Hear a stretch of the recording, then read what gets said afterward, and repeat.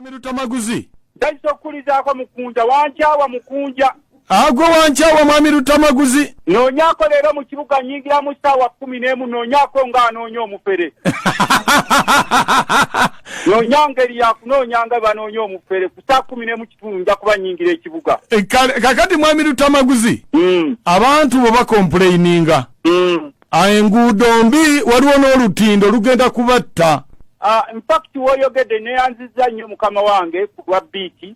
naye nsooka okubeebaza okufangayo mu mbeera gye tuyitamu n'ab'ebyalo ewaffe nakaseka ate oba waakiri kalekaleko kubanga abantu abasinga ffe tukubye omulanga bw'otuuka ekkuba erigatta nakaseke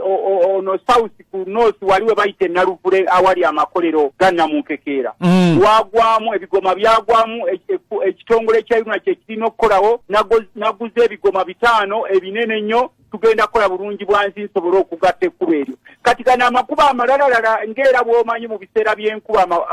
tuyisa bubi nnyo si walungi nnyo naye era siwe wakubye nnyo omulanga naye nga si walungi nnyo kusinziira ku mbeera gye tulimu eno kuba wakajja owulire nga n'eri mu luweere ennaku ezo wawulira abantu abattibwa ku kkubo eriva ekikyusa okuggyewo obulenzi mu constituency Honorable Muyingo ng'abantu beekalakaasa olw'ekkuba ebbi ne babakubamu amasasi abamu ne bafa.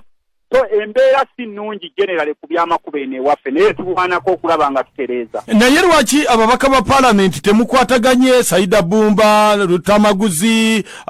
Noono Omwami Salimu Sale ne mutereeza enguudo zeeyo abantu baffe ne balema okukaaba kubanga obwavu obufumbekedde mu bantu obusinga buva ku nguudo tebasobola kutambuza byamaguzi byabwe. Nedda ssebo kaakati ekwatagana tukwataganye era bw'oba osobola okutuuka ewa General Salimu Sale nze nakola proposal y'amakubo kuba baŋŋamba ng'omubaka wa parliament irrespective of our political indifferences baŋŋamba ng'omubaka wa parliament mbawe plan otuuka ewa General Salimu Sale tajja kugamba nti tulina plan nabawa plan ey'amakubo mu ndeena agakolebwa sebo nange nima amakubo ng'omubaka wa parliament naye okimanyi omubaka wa parliament kyalima amakubo alina kulobinga nalobinga ne bagamba bagenda soko tukolere ekkubo lye bayita Kisule Nakaseke Kapeeka baliwe kolas naye tewannabaawo kitambula naye nga baateekako omukono nendobinga ekkubo erirala baliyita Wamikka Kalege okuliriba liri mu mbeera mbi nnyo ne batwashwali nga gagenda kulimibwa era eno liri wansi wa kitongole kya Yunula nendobinga ekkubo erirala baliyita Kalule Semyungu Tuwoko eryo ddyo baali wa contract omu ne bamuwa ssente alirima for period of 3 years naye yagamba emabegakaawo mbw amakubo tebagalima mu nkuba so si butakwatagana naye tugezezzaako okulaba nga tujjukiza abo bekikwatako naye nga bwe mumanyi nti ebyamakubo embeera etambula kasoobo n'olwanako w'osobodde kakati nze ennaku ezo nakwata miliyoni 14 ne nziteeka ku kkubo erigatta Nakaseke ku Luweero bayitawo mu Lugogo bw'oba ova eruweero bayitawo mu mugga gwa Lugogo omugga ogwo gwali gwa byafaayo nnyo mu biseera by'olutalo President Museveni baali bamutirawo nnyo abasirikale be ne bagukuba guluneedi ne gwatika ne bagezaako okutereeza nga olutalo luwedde ne baadde tebagutereezanga kati nakwata miliyoni 14 ku lwa Nakaseke n'abeeruweero ne bakwatayo akasente kaabwe ne bakola sayidi yaabwe n'enkolawokko era n'endeeta biguleeda ne tukolera ddala omulimu ogw'amaanyi so tukyalina challenge naye era banzijukizza abayinula tugenda kuba nga tukwatagana nabo tusobole okulaba nga tulima amakubo ago abo ku disitulikiti sibanenya kubanga ku disitulikiti sente ezigendayo ntono nnyo ezirima amakubo era sebo mukama wange nze ng'omubaka wa parliament ne wakubadde abakulya disitulikiti yaffe b'NRM njagala nnyo okwebaza chairman waffe Ignatius Komu ne kansala we wawa bamuyita Mwami Makanga bagezezzaako nnyo okulaba nga bakola amakubo gano naye olw'okuba nti talina okusomoozebwa kunene nnyo nsuubira nti akasente bwe kaneeyongera tulina kulaba nga twongera kukalobinga tujja kuba nga tutereeza amakubo gano ati kakati Mwami Lutamaguzi Salimu Sale sebo General Salimu Sale si mwangu nnyo kutuukirira nga bw'olowooza bwe tumuwandiikira ebbaluwa nga omutuuze waffe ow'ekitundu tumugamba atuyambeko n'atwashuwalinga kati oli bw'aba tannaba kutuyamba tetusobola kugenda ne tulemera ku maka ge nti General Salimu Sale tuyambe naye bwe muba mumutuukiriza ajja kubagamba nti Lutamaguzi alina pulaani y'ebyenguudo pulaani y'ebyamalwaliro pulaani y'okujja abantu mu bwavu gye namuweereza era naye agimanyi ate twatuula naye mu kanso y'Ekapeeka tewaliwo ekintu kyonna kyatamanyi sebe kikwata ku makubo kakati Mwami Lutamaguzi nze wemba nenyezaamu bannabyabufuzi wali wamu omuntu omutuufu ow'okutuukirira eyayiteyo ng'akuba emmundu President Museveni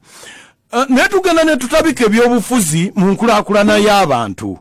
Lwaki tolumba President Museveni ku State House? Manyi tasobola kugaana, oli mutabani we akwagala lwakuba mwawula byabufuzi. N'omunyonyo kakati kati awo we mugwira President Museveni naye balwazina nsiba independent beach ajibu Museveni awuliriza nnyo radio PP ne mu parliament mbisireta akabiwulire era agoberera parliament ne mu government assurance nze malebakawo nalitula government assurance nga tebanakyusa kunteeka ku budget committee mundu letetegeeza nti afaayo nnyo otambuddemu netiwaka yefudde otambudde sebo kakati mbadde kugamba sebo